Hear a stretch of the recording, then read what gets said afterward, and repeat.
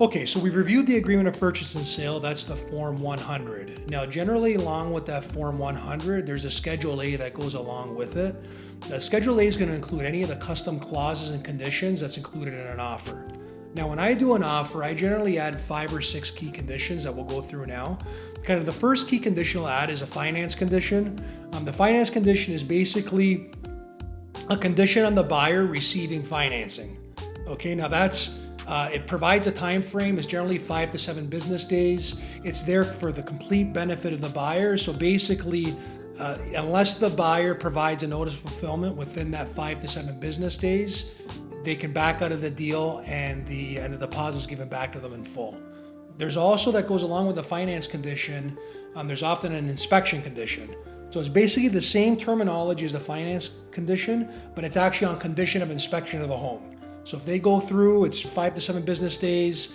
They can go through. If the inspection isn't completely satisfactory to the buyer, they do have the option of backing out of the deal and receiving their deposit back in full. The third key one is the warranty for chattels and fixtures. So basically, this states that any chattels and fixtures in the agreement will be free of any liens and encumbrances. That means there's no loans on it, there's no money owed, it's not rented and things like that, and it'll be in good working condition on closing. So for example, if a stove is included, it's basically saying that stove is owned, and on closing, that stove is gonna work. Okay, so unless something's labeled as is, it'll fall under this clause that basically warrants it.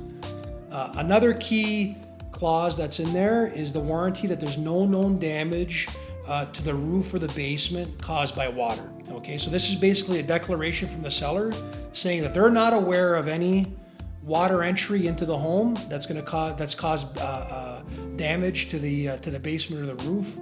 The key word here though is known. Okay, so basically they need to not be aware of anything. So something can't be covered up.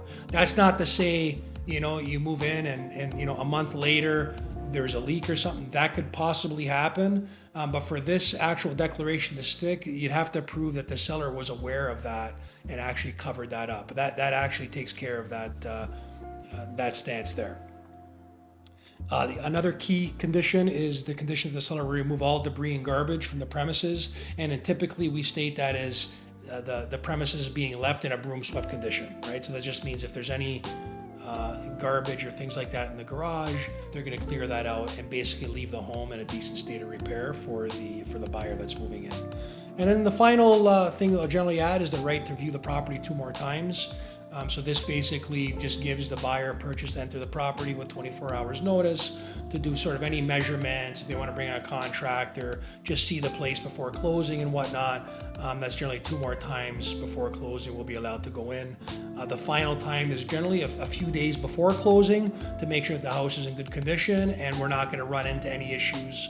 When you take possession the first time and you see things that you might not like, we can flag them before the home actually closes on that visit.